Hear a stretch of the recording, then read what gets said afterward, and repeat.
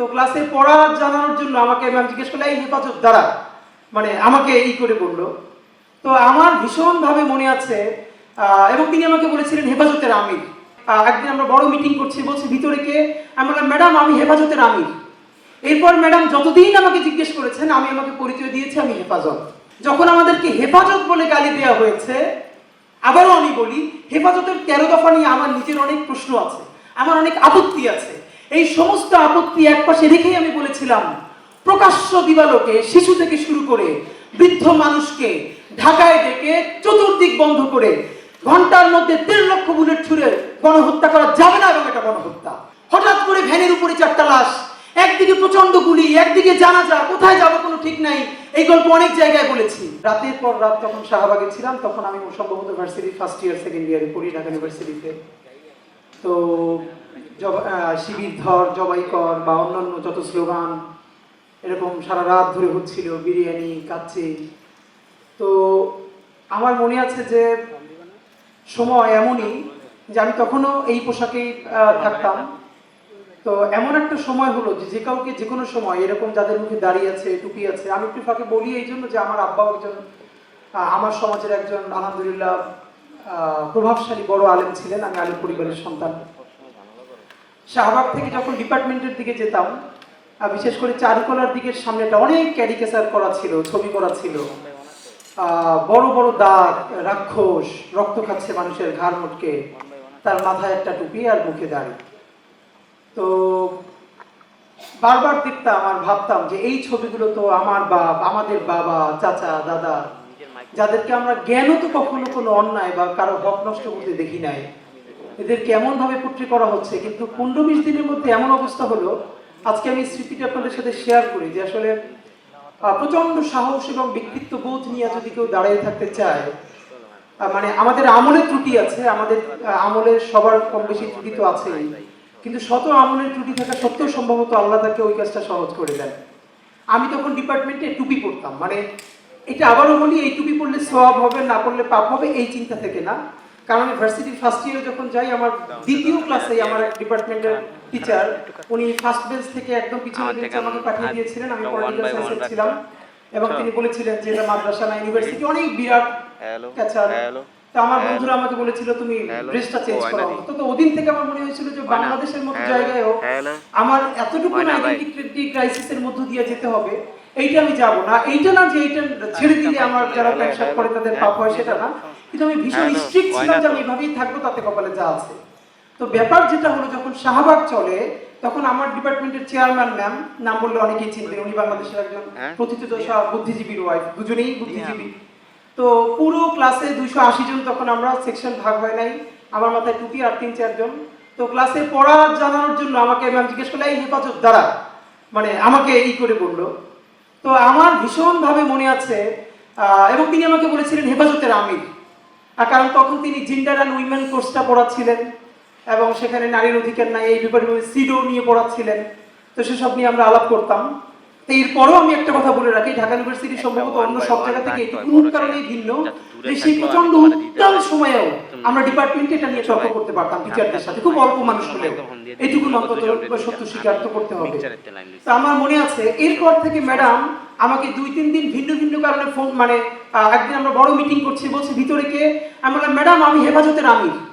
এরপর ম্যাডাম যতদিন আমাকে জিজ্ঞেস করেছেন আমি আমাকে পরিচয় দিয়েছি আমি হেফাজত। এর মানে আমি ভাবলাম যে তখন তো আমরা এত ম্যাচিউর না, বা এখনো আমরা তো ম্যাচিউর না, কিন্তু ঠিক আমাকে যেটা দিয়ে আমার আইডেন্টিটি নষ্ট করে ফেলতে চায় মানুষ, সেটাকে যদি আমি দৃঢ়ভাবে ধরে রাখার মতো সাহস করি, আল্লাহ সহজ করেন।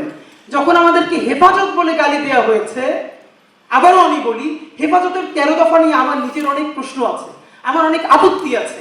এই সমস্ত আপত্তি একপাশে রেখেই আমি বলেছিলাম প্রকাশ্য দিবালোকে শিশু থেকে শুরু করে বৃদ্ধ মানুষকে ঢাকায় ডেকে চতুর্দিক বন্ধ করে ঘন্টার মধ্যে 1.5 লক্ষ বুলেট ছুড়ে গণহত্যা করা যাবে না, এবং এটা গণহত্যা। এই গণহত্যাকে গণহত্যা বলে বলতে পারবার যে হিম্মত অল্প কিছু মানুষের ছিল। তো যেটা হয়েছে এবার দেখেন, তখন যেই হেফাজত বলার মতো আমাদের হিম্মত আল্লাহ দিয়েছিলেন, আজকে বাংলাদেশে 2024-এ সেই আবার উপরে কারা রাজাকারের সন্তান, রাজাকারের নাতিদেরকে দিব, তখন আমরা তুমি কে আমি কে, রাজাকার রাজাকার এই কথা বলে মানে আমাকে দিয়ে দেখে তুমি আমাকে আইডেন্টিটি ক্রাইসিস তৈরি করো, আমাকে ভিকটিম করো, আমার মানবিক মর্যাদা ভুলুণ্ঠিত করো, আমি সেটা তো তোমার কি, আমি রাজাকার তো তুই কি, এই কথা বলেই কিন্তু আমরা রাজপথে নেমে এসেছিলাম এবং মসনদ ভেঙে গেছে। আমি এখানে এসে আমার দুটো স্মৃতি দগদগে খুব মনে পড়ছে। প্রথমত আল্লামা মামুনুল হক, ওনার সাথে আজকে ফিজিক্যালি আমার প্রথম দেখা। ওনাকে দেখে আমার যে স্মৃতিটা মনে পড়ছে, ওনারও মনে আছে কিনা জানি না, কয়েক বছর আগেও মনে হয় 2 বছর আগে ওনাকে যখন জেলে নিয়ে আসলো, উনি জেলের যে জেলখানার যে গাড়ি, তো ওনার মাদ্রাসার জামিয়া রহমানিয়ার বেশ কিছু ছেলেরা খুব ভোরে সম্ভবত বোখারি শরীফ বুকে নিয়ে ওখানে লাইনে দাঁড়িয়েছিলেন, তারা তাদের উস্তাদের কাছে বোখারির সবক নিতে চান। তো উনি সেই জেলের গাড়ির মধ্য থেকে বলছেন, এই পড়া ছাড়বা না, এইভাবে পড়বা। আমি ভাবি আসলে এই যে মাদ্রাসা শিক্ষা, মাদ্রাসা শিক্ষক ছাত্র ঝুলুম, এই নিয়ে তো প্রচুর কথা বলি, কিন্তু সত্য কথা এই পরিবেশটা আসলে বোঝা যায় মানে রুহানিয়াত এমন জিনিস, মানুষ নিজের চেয়ে নিজের উস্তাদকে ভালোবাসতে পারে, এটা মনে হয় সম্ভবত খুব কাছ থেকে না বুঝলে আসলে না চিনলে মানুষ বুঝবে না। তো শিক্ষক উনি যখন বলছেন যে এরকম পড়তে শুরু করবা, পড়া ছাড়বা না, তখন সেই ছেলেগুলো বুকে বোখারি শরীফ জড়াই ধরে কাঁদতেছে রাস্তার মধ্যে, হ্যাঁ হুজুর এটা শুনবো। তো এই সময়টা আমার খুব মনে পড়ছে। আর আজকে এখানে এসে আপনাদের কাছে শুধু একটা কথা বলতে চাই, বিনীত অনুরোধ। আপনারা দেখেছেন যে আমরা 3টে গণহত্যার কথা সবসময় একসাথে বলি। আমরা বলি জুলাই, পিলখানা ও শাপলা গণহত্যা। আমরা যতবার বলেছি জুলাই নিয়ে কমিশন হয়েছে, অনেক সমালোচনার পরে পিলখানা নিয়েও একটা কমিশন করা হয়েছে। যদিও বলে রাখি সেই পিলখানার প্রকাশ্য প্রতিবেদন আসবে কিনা আমরা জানি না, কিন্তু ঠিক কোন কারণে শাপলা নিয়ে এখন পর্যন্ত একটা গণহত্যা কমিশন করা যায় নাই? তাহলে এই শাপলার রক্ত কি রক্ত বলে মনে হয় না? শাপলার মানুষের মাথায় টুপি, মুখে দাড়ি, তারা অনেকে গরিব, তারা প্রান্তিক, পশ না, আরবান মিডল ক্লাস না, তাদের তকতকে কোনো প্রতিষ্ঠান নাই, মানে এই জন্য কি সে নাগরিক হয়ে উঠতে পারে নাই?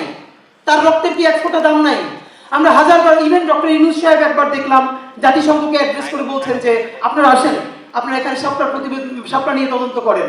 এরপরে আর কেউ কথা বলছে না। আপনাদের কাছে আমার শুধু একটা দাবি, অনেকে বলেছে যে আমরা যে ইনসাফের রাষ্ট্র বলি, ইনসাফের সমাজ যে কায়েম হচ্ছে এটা বুঝবো কিভাবে? এটা আমি প্রথম বলেছি, যেদিন শাহবাগ, সমস্ত শাহবাগ দাঁড়িয়ে প্রকাশ্য ক্ষমা চেয়ে শাপলার বিচারের জন্য রাস্তায় নামবে, সেই দিন বাংলাদেশে যে ইনসাফ কায়েমের প্রারম্ভ হয়েছে সেটা আমরা বুঝতে পারবো। এইখানে যাদেরকে আমরা দেখছি এরা তো শাপলার ভিকটিম। তো শাপলার বিচার কি শুধু শাপলার ভিকটিমরা চাইবে? শাপলার বিচার কি শুধু যার বাবা শহীদ হয়ে গেছে সে চাইবে?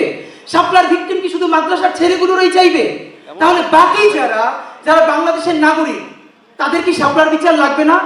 আমরা শাপলার বিচার চাই না বলেই তো এই আবার আমাদের হুজুরেরা তারা অনেক সময় অন্য বিচার চায় না, এবং আমরা তখন বলি তারা কেন আমাদের পক্ষে কথা বলে না। এই বিভাজন ভেঙে শাপলা গণহত্যার জন্য কমিশন করতে পারতেই হবে আমাদেরকে। আমি আপনাদের কাছে বিনীত অনুরোধ করে যাই আজকে এবং আমি সত্য কথা বলি, প্রথম দিক থেকে আমার ভীষণ মন খারাপ।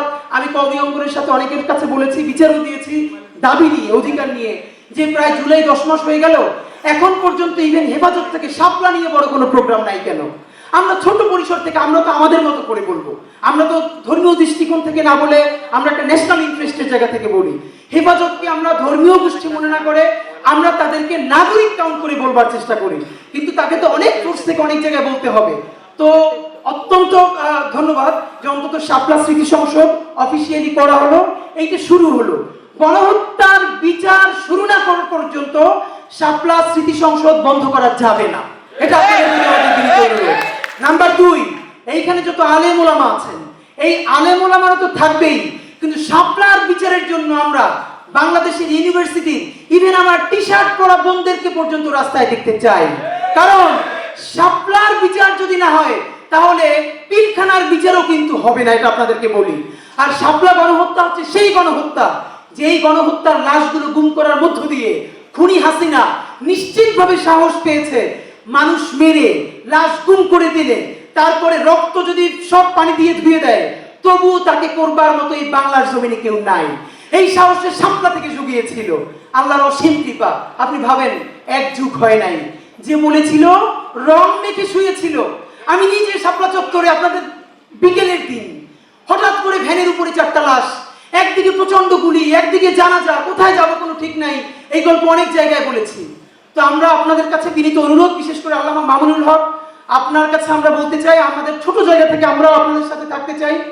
এর পরের প্রোগ্রাম আমরা দেখতে চাই গুলশানের ওয়েস্টিন অথবা কোনো 5 স্টার হোটেলে আপনারা শাপলার যত ডকুমেন্টেশন আছে, আপনারা অন্তত 51 জন শহীদের তালিকা দিয়েছেন, 51টা পরিবার, তাদের প্রত্যেকের ডকুমেন্টেশন ইংলিশে এবং আরবিতে করে যতগুলো এম্বাসি আছে প্রত্যেক রাষ্ট্রদূতকে দাওয়াত দিয়ে এরপরে 5 স্টার হোটেলে প্যারালালি ইংলিশ এবং আরবিতে ব্রিফ করতে হবে খুনি হাসিনা দিল্লির সহযোগিতায় কিভাবে যতক্ষণ না পর্যন্ত বাংলার জমিনে শাপলা গণহত্যার বিচার হবে ততদিন জুলাই চলবে। বাংলাদেশ জিন্দাবাদ, ইনকিলাব জিন্দাবাদ।